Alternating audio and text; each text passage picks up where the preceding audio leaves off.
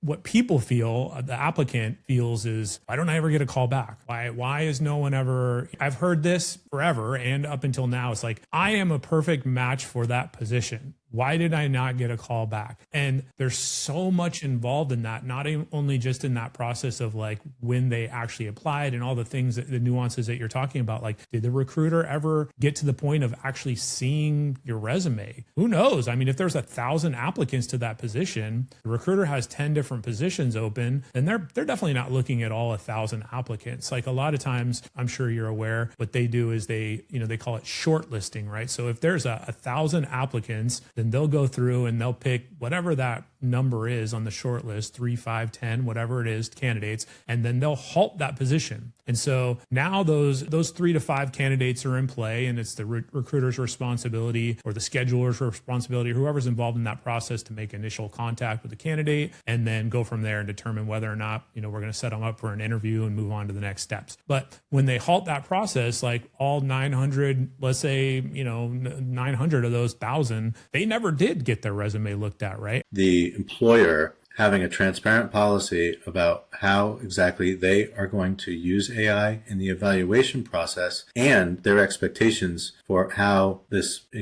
how AI is used and is not used throughout the process. So if you don't do that, then the candidate can always argue, you didn't say I couldn't, I was being resourceful, I'm going to use AI when I get on the job anyway. Don't want to get, points for creativity or whatever, right? But so it's on the employer to say, this is where we expect. And in this step, we're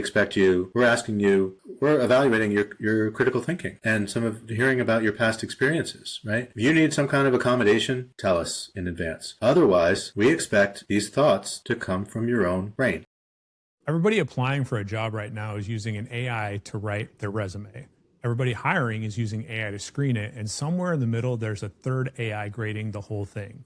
We build a system where a machine talks to a machine and a person's livelihood is the output. That's the strange place hiring and job search is in right now. And my guest today has spent more time thinking about this than anyone that I know. Bob Pulver spent 25 years driving transformation and innovation inside Fortune 500 companies, including a long run at IBM, a stretch leading IT strategy at NBC Universal. Then he made a deliberate turn into the talent and HR technology, first as a principal research analyst at Talent Tech Labs, and then by founding Elevate Your AIQ, an advisory practice and podcast built around human-centric AI readiness, responsible innovation, and future of work.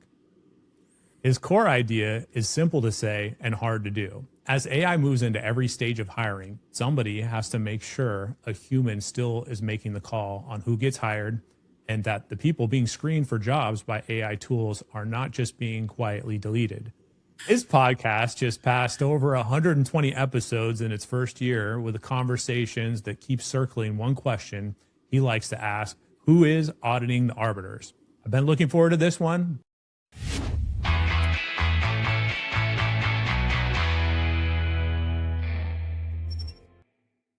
Bob, welcome to the show. Thanks so much for having me, Jeff. Great. So Bob, before the advisory work, before NBC Universal, before that 25 years at IBM, where did you grow up and what was the early version of Bob like? So I grew up in the suburbs of Boston, which is an interesting dynamic, having lived now in New York for about 25 years. There's some sports loyalties that cause a lot of friction once in a while. But yeah, I grew up there and went to school in Atlanta, spent a total of 10 years in Atlanta before moving back to the New York City area.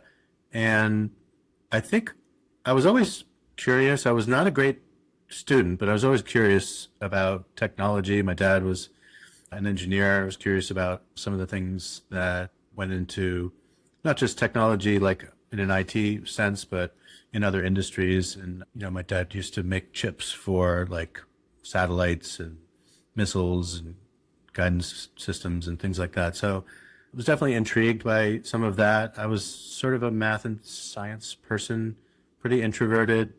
Some would say a shy kid, but definitely had plenty of friends.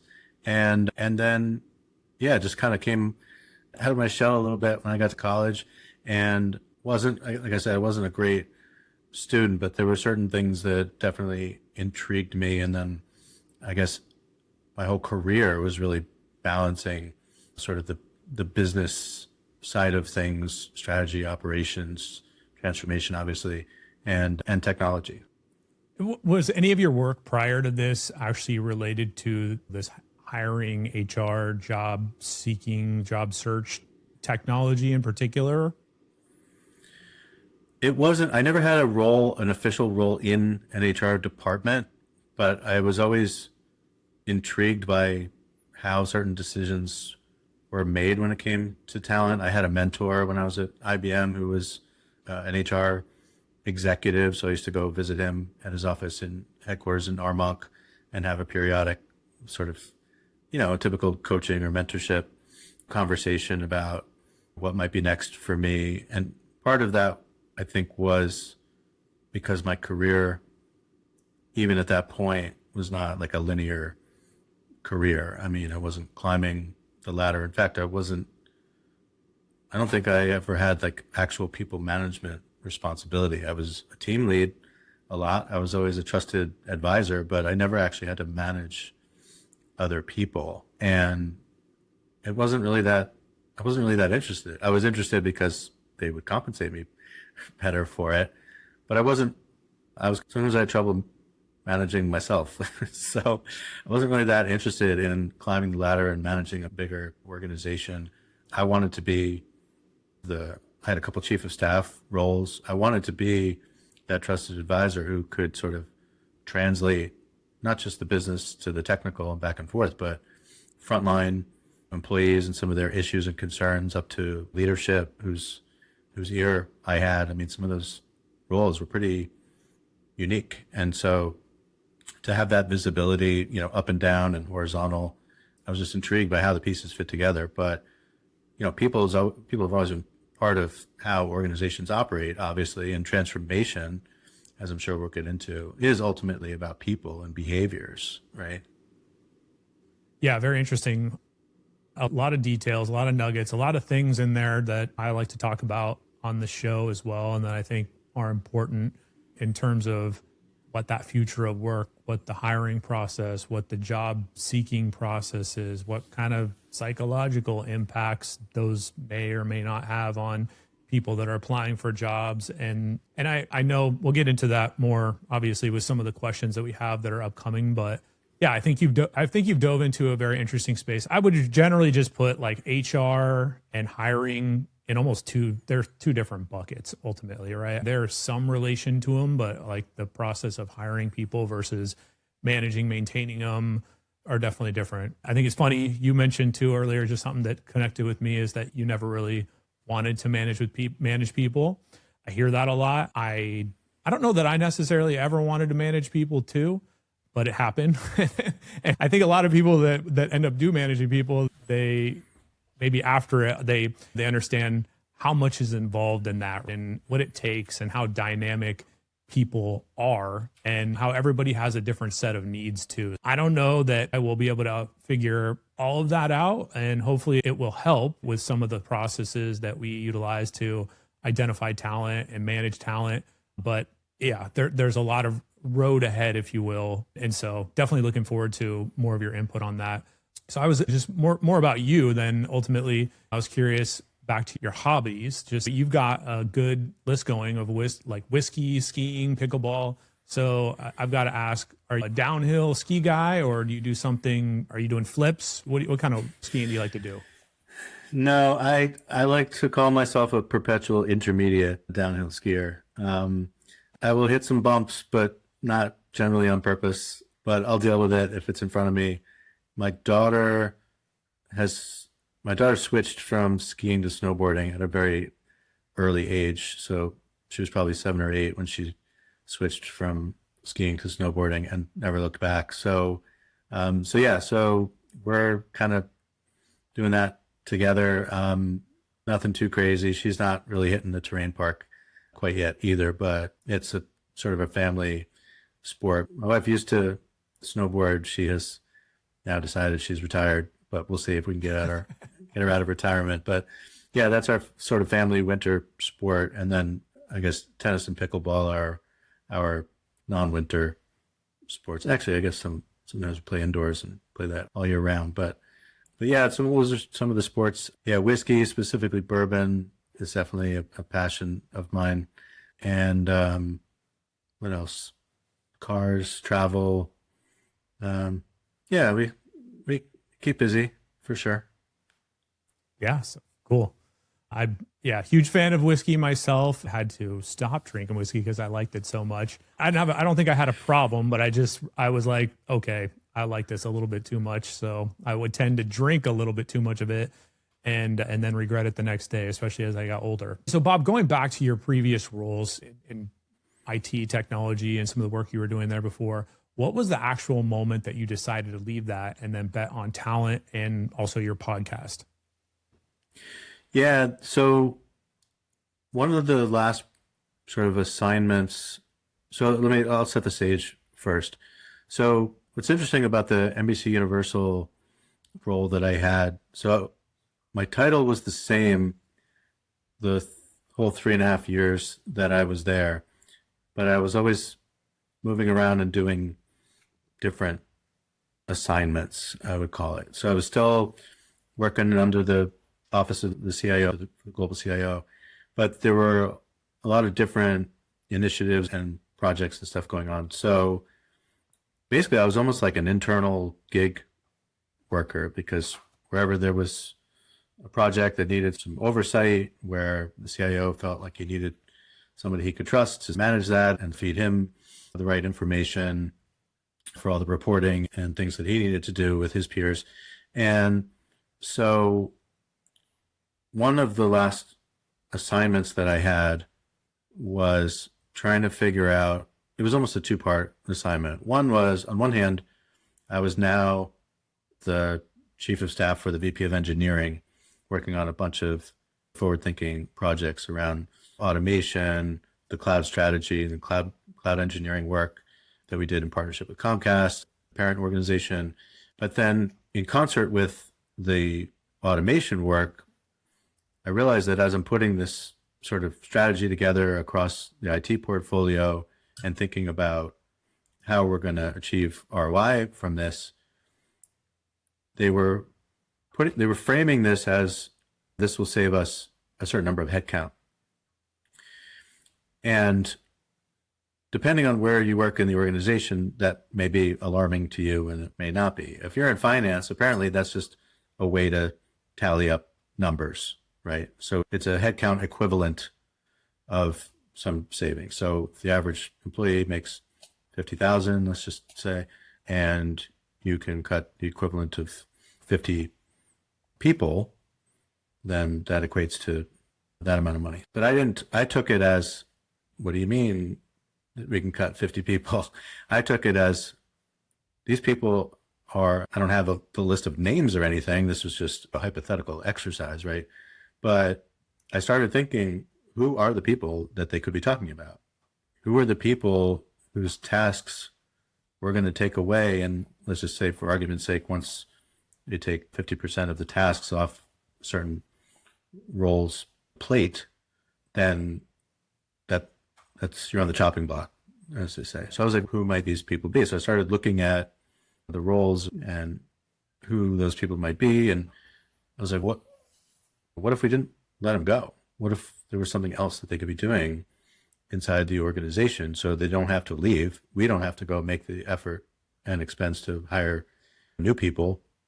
Could people be upskilled or reskilled into a different discipline, and then we just get everyone to agree that this is a logical shift and this is a good investment for the organization and for those individuals who might be curious about some other line of work within the organization. So on one hand, I'm doing automation strategy and helping the CIO pitch this strategy and this investment to his boss, the COO. But on the other hand, I'm also working with the CIO and our SVP in HR, who was assigned to the IT group as her line of business. Like, what how can we figure out who might be available to basically transition to more technical disciplines, not necessarily engineering work, but it could be product, could be design. And so those were all bucketed into more technical roles. So just as so this is like 2019, 2020. And so we worked with a third party vendor who was doing these assessments. They were successfully running this for a bunch of companies where they basically bring in people who were in similar positions, or could have been just people, hourly workers doing retail jobs and things like that. And they had success bringing people on. Basically, they would give them this assessment. It was like part sort of personality assessment and part SAT. And basically, if you scored high enough on this test, they would invite you to this boot camp. And their track record was, if you made it through the boot camp successfully, they would give you a stipend so that you could afford to do. And then if you made it through the boot camp successfully, they would basically get you a job. They would have clients in the waiting saying, give me, it was like a farm system, right? Tell me who's coming out of the farm. For other companies or for your own company? Was that the goal, to redeploy them, or there was at the same company, or giving them options to potentially move to other companies? Great question. The model that they had originally started, this company originally started with, it was out of Baltimore, it was called Catalyte. Their original model was, we're going to pull people off their street, and then we're going to have a network of partners who would be willing to take on these people as junior product managers, junior engineers, et cetera. So what we proposed was, we don't want people off the street. We want to figure out how we can potentially give our own employees the same assessment and then redeploy them within the organization. So it was different than how they launched, but we thought it could work. And so unfortunately, COVID happened, and I did not leave NBC on my own accord. But that whole project and that whole scenario just really struck a chord with me. And I was like, how did they decide who to let go? Because this pandemic's not going to last forever. And are you sure? Are you sure that you want to do this and whatever? And so I was like, this is it. This is going to be my new path. I'm going to try to understand why these things happen. I'm going to try to understand why people make these sort of myopic decisions about talent, where they focus on their investments in technology and not think about who are the people that have actually gotten you to this point in your company's growth and its evolution. And so I went straight from there to working for a recruitment process outsourcing firm, basically a talent advisory firm, but basically managing talent acquisition and recruiting for a bunch of big companies. So I just immersed myself in how this works. How are they evaluating talent? What technology are they using to help find talent? Not just wait for people to apply to jobs, but how are they using, this was before generative AI, but still there were plenty of AI powered tools in the talent acquisition space. And so one of my first assignments as head of technology for this RPO firm was to understand, how can we do more with less? How can we basically use technology to go out and source like a talent scout in Hollywood or in sports, right? How can you go out and actively find and cast a targeted sort of net, if you will, and pull back talent who might be great for these jobs? Because you've got to, if you think about just as a job candidate, if a job doesn't come across your screen in your feed or in the filters that you've preset in LinkedIn or Indeed or whatever job board you might be looking at, there's tons of jobs out there that'll pass you by if you don't know it. So there's plenty of people. And then you have people that are gainfully employed, but might have one foot out the door and they could be enticed to leave. So the very concept of outbound sourcing was foreign to me up until this point. And so, yeah, I just started getting deeper into, how does this AI know? How is it learning? How is it training? And that's when I started taking some of the concepts that I knew at IBM, because I was at IBM through the whole IBM Watson coming out of the labs phase. So I knew about predictive AI and all the analytics and big data and all the things that made, I guess, that got AI out of its AI winter, for people that know their AI history in the 60s, 70s, et cetera. Some of the things that allowed AI to emerge in the public consciousness as it relates to IT had to do with, as I alluded to before, this sort of convergence of new technologies. It was cloud, it was big data, it was advanced analytics, and all these things came together to allow this sort of rebirth of AI. And so I just, from that point, so for the last 6 years, I've been fascinated with how humans and AI work together to make decisions. You alluded to this in your opening.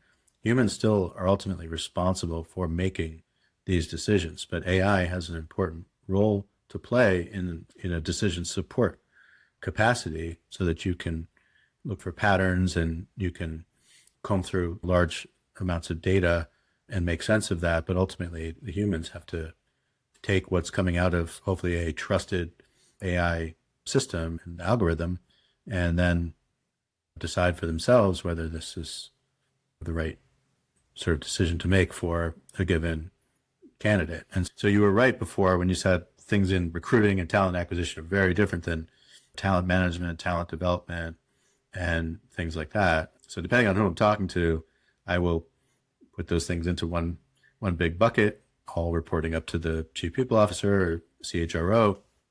But you're right, those things are in a lot of organizations still siloed, but ultimately we're always making some type of decision about talent, whether it's to move a candidate through your recruiting funnel and give them an interview and give them a final stage interview, give them an assessment and further evaluation, or it's who are candidates for leadership development, who are candidates for these types of growth opportunities, compensation increases, equity, all those things. So throughout the sort of end-to-end talent life cycle from applicant to alumni, we're always making a decision about someone's life and livelihood and their appropriateness for, I guess, alignment to what the company needs to achieve.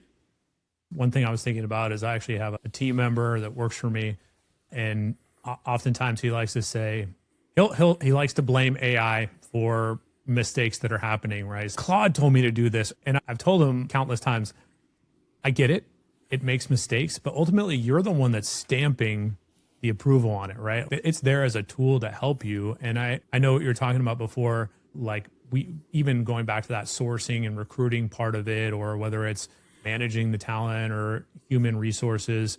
At the end of the day, you as the practitioner, if you will, and the human are going to be the one that's on the hook if things go off the rails. You can't just point your finger at AI and blame them for it. That's not going to hold up when it comes down to having that conversation with your manager or whoever gets involved in that conversation. That's an important distinction that I think that both job seekers or as well as people that are in the workforce right now are having to deal with and figure out what's the best way to navigate situations, how to leverage these tools, but not let them take over and abuse the situation and or have a extremely negative impact on the people. I think that's my goal too, is I think human centric, whether it's at work or not at work, when it relates to AI is where I think the major differentiation of the future is between leveraging these tools is just make sure there is that human component of it, make sure people are still involved. Going back to 17 years ago when I started in recruiting, and even up until now, there's always been tools that have been involved in that process. This is whether it was a fax machine, that you could call that a tool, that if that damn fax machine didn't send the resume where we're supposed to go, that could have been a mistake that happened. So that cost somebody their livelihood. But I think it's interesting to hear too, how you were saying that you never really thought about, like, this just didn't dawn on you. You were like, wait a minute, you're thinking about making cutbacks or cuts to these people. What will the impact to those people be? I know you might feel like the bottom line, you're saving some dollars right now, but what is the impact to the people and which is important. Absolutely. Right. What is the impact of the people? But I think the other thing that companies and businesses lose sight of is how much money is being lost when they lose that talent. And if they were able to pivot that talent into another role in the company, that, well, guess what? You're saving that cost of having to build up the knowledge base and or time frame that it takes for somebody to learn about the company, what they do, how it functions. Could be the domain specifically, but it could just be like knowing who's who in the zoo, how the company operates. Like all that time when you onboard somebody and hire somebody, it takes them a few months to get comfortable and start being effective in a lot of those areas. So I've always been a huge proponent of it as well, to see if you can repurpose people's skill sets. If one role is going away, see if you can move them into another role that makes sense for them. I would just say what I've seen historically is that not enough people are willing to make the investment in that, right? And that's the friction that is caused. That tool that you mentioned sounds pretty cool. Wish there was a lot of companies that were more forward thinking like that. You go back and you do the math on it. If you can make it work, then again, you're saving still a lot of cost to both hire and maintain and retain that talent. Human centric side of it, right? Like it's good business if you can keep and leverage those people. But I think you're right as well, personally, that it's just the right thing to do. So you described hiring right now as AI matched against another AI graded by a third AI, which is something that you've been learning about on this journey. So can you tell us just a little bit more, tactically speaking, what's going on out there in the marketplace? Yeah, I mean, it's a really strange situation. I mean, at a high level, I mean, it's sort of just this perpetuation of a, cat and mouse game we've always had, right? Technology has been used to sort of screen resumes for a very long time.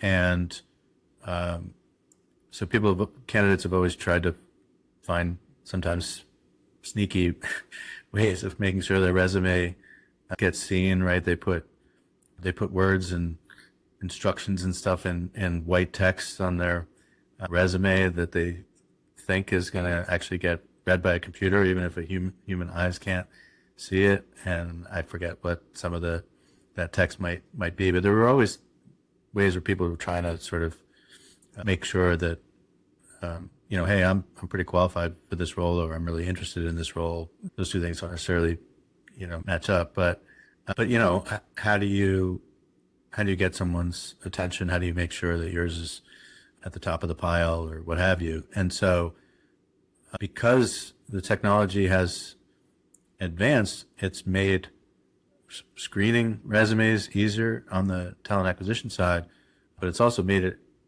easier for candidates to just apply to as many jobs as they can. I mean, candidate could have built their own AI agent to just take every job that comes back in my LinkedIn alert, my Indeed alert, just take all these jobs, go into my resume, customize it based on that job description, and submit the application. Right? That's the point that they we're at can, right and now. they do, right? And that They is can, definitely they can, and they that's do. happening. Yeah, right. So now on the recruiting side, you've got AI baked into some of the resume, screening. So if you submit your application, that is now being looked at by some of these technologies, and it's looking for there might be some what they call knockout questions. Like if there's a specific, it might have just a couple questions where if you're just not qualified, or you're not eligible, or whatever it is, if you don't have those things, then you're not going to make it through. But the other is, there's generally only one recruiter working that job requisition, right? In fact, each recruiter is generally managing at least a dozen job requisitions, depending on the size of the organization and just how complex those roles are to fill. As you were going through this experience of learning about this stuff, were these things that you kind of knew about already? Yeah, I mean, every company is going to be different, but just again, from my experience at the recruitment process outsourcing organization, so what that means is they're managing the whole pipeline until people are ready, have been vetted and selected for an interview, Everything's sort of pre-interview. I shouldn't say that. The hiring company creates the requisition. They know what they need, right? So it's up to them. And then as talent advisors, it was our job to make sure that that job requisition, that job description, it's generally called, or JD, that made sense, right? Because if they wrote it such that you're never going to find this person, maybe you need to relax some of the requirements. Or who else is this? What other department is this person going to be working with? Should they have some knowledge of that? So just helping them fine tune the job requisition, but it's up to the hiring company to put that out there. And then, but in terms of collecting and doing an initial, what do they call it, a recruiter phone screen. So if you get a call back about your resume and someone wants to talk to you for 15 to 30 minutes, the hiring team does not call that an interview. They call it a screening call, or recruiter phone screen, or RPS. Phone screen, yeah. So that's just, should we even consider this person for another 10 seconds, or is this just not going to be a fit, and let's just discard him? So you're sort of, and the RPO is sort of in that capacity. You're sort of like the bouncer at the bar. Should this person even be here, right? And so let's say I only managed one recruiting team for one particular client, a big tech company that everyone would be familiar with, which I won't name because I didn't really like working with them. But my team was, so I had like 3 or 4 recruiters and one sourcer who did outbound sourcing. And they would basically look at the resumes, and each person was generally managing between 10 and 15 job openings for that client, right? So that is the person, right? So you either, basically the job comes in, you apply, it either gets reviewed by that person or it doesn't get reviewed at all. So you're talking about the layer, that RPO layer that happens before it gets to the actual true hiring manager, right? Is that who you're talking about? Yep. Correct. Yeah. So let's say 100 resumes come in, we look at it, and we say, okay, here's my top 10. And Yep. send those 10 through, like 3 of those get an interview or whatever, right? So it's constantly being filtered. But these days, you don't get 100 applicants for each of those roles. You get 1,000.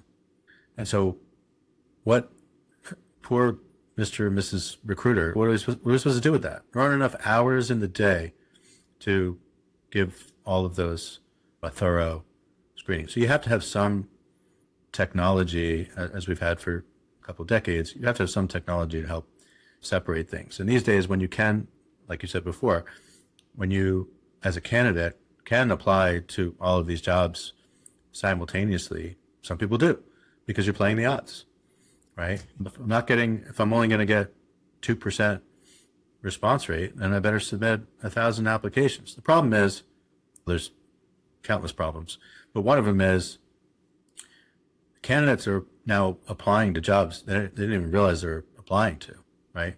You've now deputized this agent who, as the name implies, has agency to basically go out on your behalf and apply to these jobs. You set the original filters. It's just executing against the preset filters that you set. You gave it the core baseline resume, and you instructed it to customize it so that you have more of the keywords and skills and things like that align with the job description, so that your match score, assuming that is how these things are being calibrated, increases, because everyone assumes that it is being scored or graded. And if you don't have a high match score, then your already low probability gets diminished. And therefore, I've just got to do everything that I can to make sure that my resume is visible. So candidates are using AI, not necessarily, I'm not saying everyone is using auto apply. I'm just saying that is one of the capabilities that's out there and available to candidates. But you can go into other tools and just say, you can go into ChatGPT and say, here's a job description, here's my resume, make them look more alike, right? But there's only one that you can update, which is the resume. So you have all that, and then you do have some level of AI, whether it's a grade or score, some type of qualitative evaluation. You have something on that's looking at how the job description and how AI developed job description, by the way. So the recruiting team that's one of the tasks that recruiters are likely automating, which is, here's what I'm looking for. You know about the company culture, you know about this, you know about that. I need to hire this senior Java developer, whatever it is, right? And so it will basically craft that. Might be some light editing by a recruiter or somebody who actually knows what they really need. And so now you have an AI enhanced resume. You have an AI aided job description, and then something has to compare the two, which is that third AI that's generating, again, a score or some type of evaluation to say which of these is most likely to be the better candidates, who's the hiring manager most going to latch onto and want to talk to, and things like that. So in many ways, like, it's just perpetuating this dysfunction. And oh, by the way, it's pretty well established at this point that the resume is not a good representation of someone's potential to succeed in the job. And the job descriptions often don't really match what this person's really going to be doing, or make it clear that the longevity of that job as written is actually pretty short, right? So what are we doing? Right? Yeah. What are we doing? We have these two imperfect documents being compared by an AI that a lot of people don't necessarily trust. And it's just, it kind of gets back to what we were kind of talking about before around these assessments. What is the proper way to evaluate someone's fitness and potential to succeed in this role and at this company going forward? Tenures are still shrinking. Why don't we take some of these actions to make sure we can reverse that trend? Engagement's low, morale is low. Where is the quality of hire? And that starts with the quality of the talent pipeline. And then a whole separate conversation, Jeff, would be some of these candidates that are using these tools, they're not real human beings. At least they're not real eligible human beings. There's a lot of candidate fraud out there. It's bots, it's nefarious actors that are now using the talent acquisition process to essentially try to infiltrate organizations and get access to proprietary information. So it's a cluster. You're just mentioning in the process, if you will, and how chaotic it is. And then going back to that fax machine comment that I talked about, like throughout the process of recruiting and hiring, and there's always been a lot of inefficiency. I think we're in a very unique position now where, like, the sheer volume, let's say, of applicants or of different unique things that people are capable of doing in terms of like volumes of applications is different, right? So like that space is definitely different. But just again, going back to historically speaking, my thoughts are, and I'm very familiar with the RPO systems and the recruitings, and as somebody who basically, my role for a good period of time, both when I was recruiting, but also when I was like supporting a wide range of these customers that were leveraging RPO systems, I had to understand how those systems worked in order to be able to effectively navigate them and to promote the talent that we felt were a great fit. There's a lot of challenges with some of those systems and processes. I'm hopeful that some of the tools will get better to help fix some of these situations. And maybe you have some input on that too, but definitely what's happening out there, and I think what people feel, the applicant feels, is, why don't I ever get a call back? Why is no one ever, like, I've heard this forever and up until now. I am a perfect match for that position. Why did I not get a call back? And there's so much involved in that, not only just in that process of like when they actually applied and all the things, the nuances that you're talking about. Did the recruiter ever get to the point of actually seeing your resume?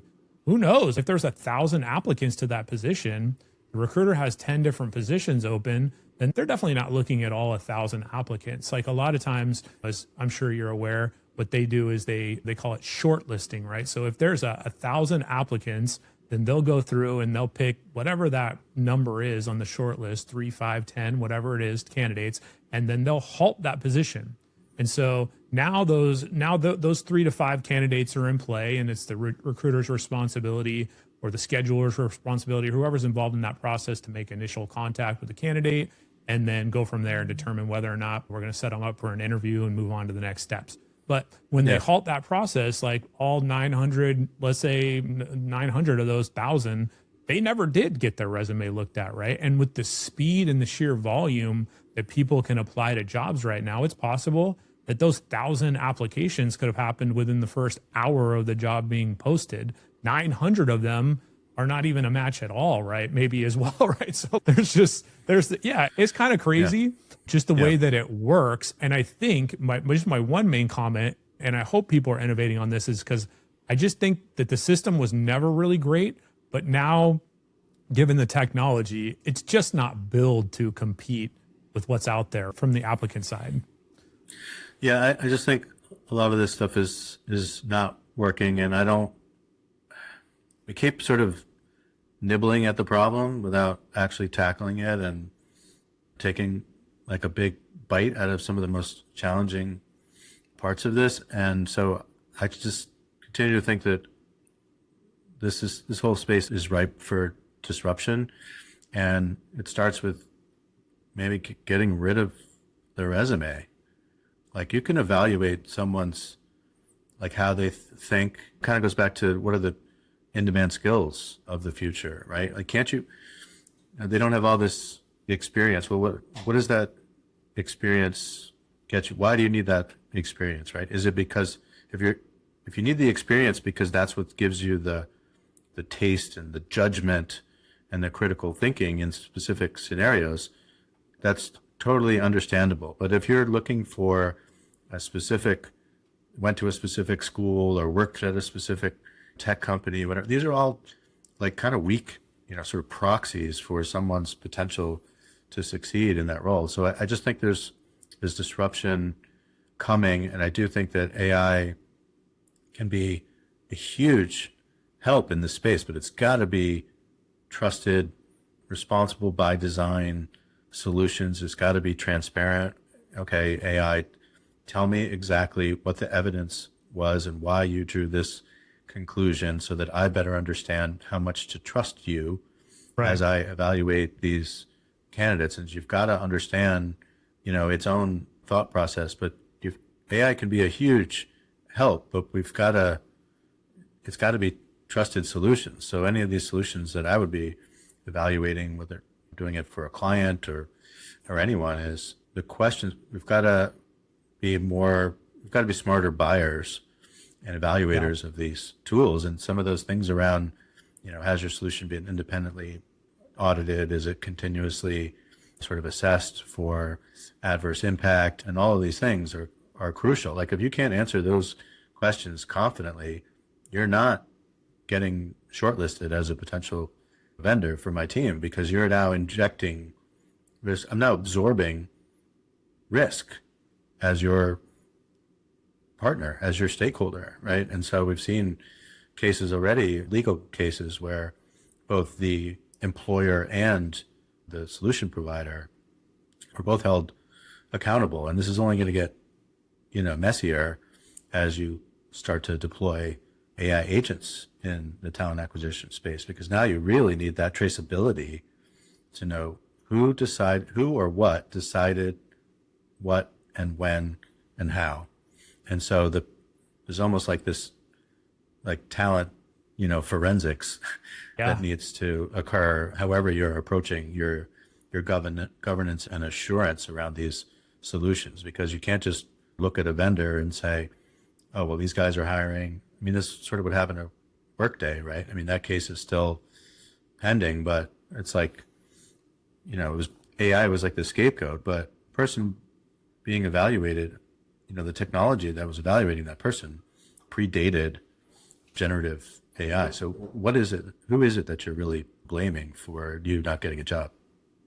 Two big things, Bob, that I think about, because I also dabble in a little real estate, is that I think the real estate market is up for huge disruption, and there's already some rumblings of that. You just even the process of buying homes, if you will, like you see that changing. And then I also, again, think of hiring and recruiting and as well as HR. I think it's ripe for disruption. Like I talk about this a lot, but there's so much subjectivity that's involved in that process. How do we bring more objectivity and how do we identify the characteristics of talent that actually do matter when it comes to the future of work and current work? And the human-centric component, I think, is going to be a huge differentiator. Like my vision, based upon, I bring on a lot of guests that are AI engineers to some of the people that are innovating in this HR and recruiting tech space. And I think what I've seen is that there's definitely agents and or some type of agentic workflow is going to be a big part of our future of work. And so what does that mean? That means you will be leveraging this tool as your sidekick, or maybe they're going to even be doing a lot of the tactical stuff that we do right now. So in that process, the huge differentiator is your ability to understand it, critical thinking, navigate difficult situations, quality check that against the mistakes that it makes. And so those, to me, those are going to be more critical characteristics than whether or not you're a great coder or whether or not you're great at finance, which is historically been how typically people are identifying their career path. So maybe this even goes, again, this is big picture and I don't want to go too far out, but we're probably talking about a major disruption to the whole education system too, and how people are trained to think, how people are trained to perform at work. And like, now does my finance degree still matter if there's a tool that's actually capable of doing that 10x better than I can in seconds, right? So again, I do think that this space is ripe for disruption. And I just think that people need to start considering what skills are going to set them apart in that future of work. I think most recruiters, especially with the harder skill sets, most recruiters, they don't even really spend a lot of time on the applications that are coming into their systems. They spend more time outreaching, right? So they are going to go on to LinkedIn and try to find those people, just because that's a higher probability of success, is finding people that are actively looking, that they can see that are true, real people, that are not fake, and that have some type of social interaction that's going on with other people out there. Because the sheer volume of bots or people that are applying or people that don't have a great match is so high that it's just easier, again, to go searching versus casting out your net. Yeah, I think that last point is one of the big problems, right? You post a job because you're legally required to post a job, but now you're on a giant fishing boat and you've cast the biggest net ever made, right? And then just whatever comes in, then you have to sift through it all instead of much more targeted fly fishing or spear fishing, or do something just much more targeted and accounting for both active and passive candidates, accounting for most of the population that is not sitting in front of their screen, just scrolling through job openings all the time, hoping for something that seems like the appropriate fit. This is supposed to be a win-win scenario, right? So both sides should be making an effort, and just posting a public job description, what could be less effort than that? I'm not saying you didn't take, hopefully, care to write the job description accurately. I'm just saying you're just putting the bait on the hook, right? And so there's a lot more that goes into that. And yeah, I just think that we've got to have better ways of facilitating that match. And so every time you apply to a job, the candidate should immediately get an invitation to go do a screening or whatever, even if it's with an AI. You don't want to get ghosted? Okay. Talk to an AI that has been trained to know everything. This conversation is going to be just as effective as with a recruiter in a lot of cases. Not to discount the job of a recruiter, they still have an important role to play, but there are certain things that they don't need to take on themselves. And if you want to give all just 1,000 candidates a shot to go beyond the resume and tell a little bit more about themselves and how they think and why, that even if they don't have the experience of other candidates, why they'd be a great fit, this is your opportunity. So I would encourage everyone to if you get an invitation to take one of these or interact with one of these AI interviewers or fill out something that allows you to provide some rich text answers, maybe a short video. I'm personally not a fan of that. You're in East Coast, right? New York, California, there's a lot of like bias laws that are actually, I think, pushing against those tools that are screening candidates on the front end. Some people feel that there's a level of bias that's going on there. Now, arguably, like the whole recruiting process, there's bias involved into that, whether people want to admit that or not. You're making subjective decisions, whether you're talking about looking at profiles or resumes or interviews. Yeah. But Yeah. I think there's friction there, politically speaking. Yeah. So I will continue to be held to a higher standard than human judgment, right? Not because we don't think humans have biases. They, of course, they do.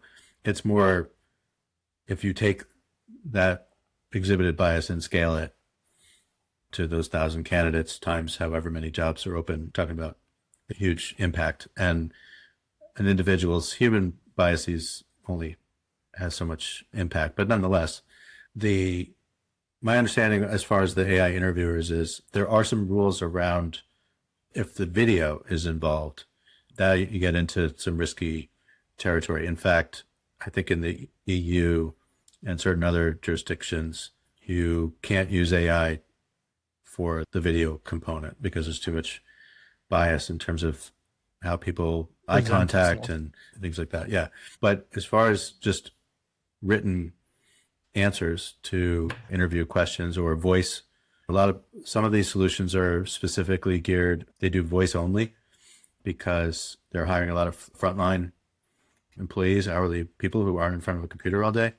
So they have to be able to basically apply to jobs after their shift or otherwise on a mobile device, right? I'm going to throw a curveball here that I'm not sure you're going to be able to hit because it's tough, but then candidates that are leveraging and using AI tools during the process of those interviews, right? So you see people on phone screens or video screens, and then that you have employers asking like, let me see your screen or point the camera toward your screen. So I'm just think of all the convergence of this. You're talking about now potentially turning off that camera and you're having a conversation, which you have no idea, everybody's going to has access to Chat GPT. So they're just going to be able to say whatever they want to say, right? So I don't know that, again, that is either going to solve that problem.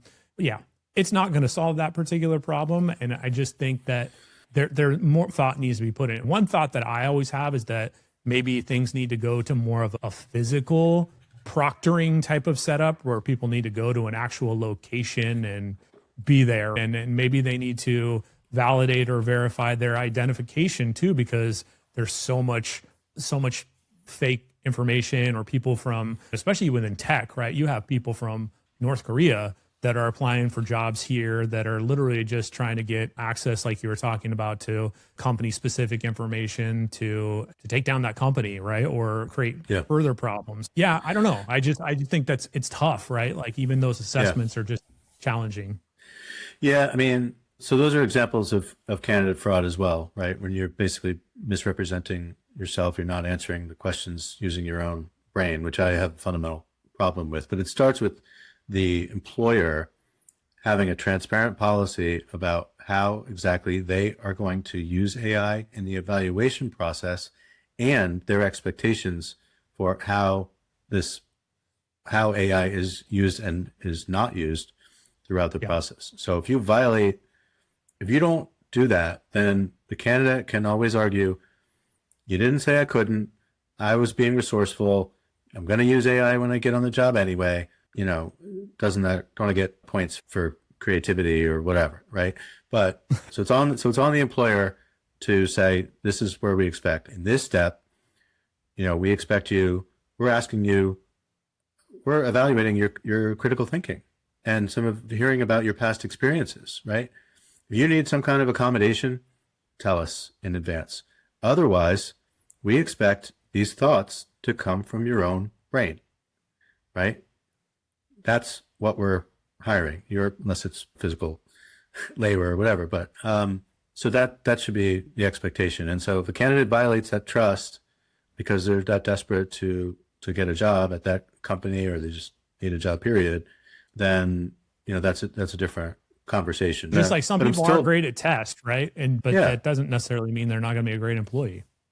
you know what? I'm still, again, it needs to be a win-win, mutual trust.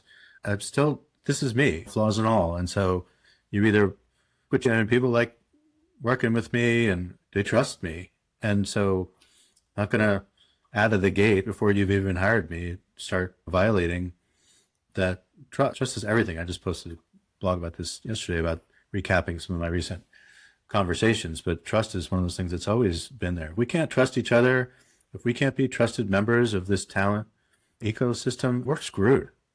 We're screwed because the government's MIA, right? So we got to hold each other accountable.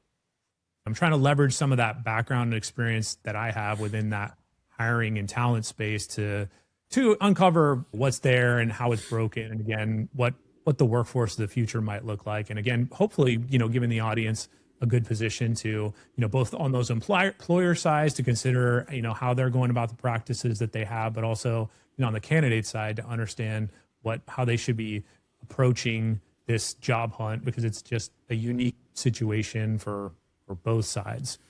So I really appreciate the opportunity to share some thoughts here, Jeff. And I think it's important to just be candid. I'm not sugarcoating anything here. I think the resume, I'm not going to get optimistic that it's going to completely disappear, but you should really think about, of the 100% of a candidate that you want to look at and evaluate for a potential hire, the resume should be less than 20% of what you look at. So some combination of behavioral assessment, role-based assessment. This is the types of things that you're going to be doing. How would you handle this? The technical assessment to make sure you've actually got the chops so that if AI is doing some of your work, you can evaluate it thoroughly, right? Because even if we're not people managers, we're going to be agent managers. And then I think social analytics, I worked on this at IBM 20 years ago. If you look at someone's sort of social capital and their social exhaust and what they're putting out into the world, you can kind of tell a lot about them. Maybe in hindsight, it was easier because you were putting stuff out there and then you look at it afterwards. No one's intentionally manipulating anything because they're just talking and sharing their knowledge and what have you. Maybe it's different now because we have so many people claiming expertise or borrowing expertise and passing it off as theirs. Shoot, IBM, when I started IBM in the mid-90s, they gave me a typing test. They wanted to see how fast and accurate I could type. Right? So I took typing classes in high school, but I'm pretty sure people don't do that anymore. Yeah. Yeah. Well, I was two fingering it all the way through college. But yeah, I mean, it's just, the in-demand skills are changing and you just need to pay attention to what those in-demand skills are. And, you alluded to the education system earlier. I think I'm starting to see some glimmers of hope that they're changing and evolving, but I mean, that's a slow process as well. So you've got to think more broadly than just, formal education. Yeah, absolutely. Thanks again, Bob. Appreciate you being a guest. I think we're not going to be able to answer all these questions here today, but I appreciate having a thought-provoking conversation about it, because it's starting with these conversations that hopefully gets us to a point where we do start solving for them. And I know your podcast talks about this as well. So where can people go to follow your work and stay more connected with what you're building? Yeah, appreciate it. So my show, easiest place to go to hear or see my show is it's on the Work Defined podcast network. So it's WRK Defined, DEFINED.com. You can just go to the podcast and you'll see Elevate Your AIQ there. There's tons of great shows on that network now. And then I'm on Substack as well. I'll share video clips from my episodes and be doing a lot more writing there in addition to the episodes. But that's elevateyouraiq.substack.com. Perfect. Yep. And everything we got into today, from the AI against AI loop and hiring to also making sure people are the right people making the phone calls, those are going to be in the show notes. And Bob, thanks again for being here and helping the audience stay unlocked. Don't be a stranger. My pleasure. Thanks so much for having me, Jeff.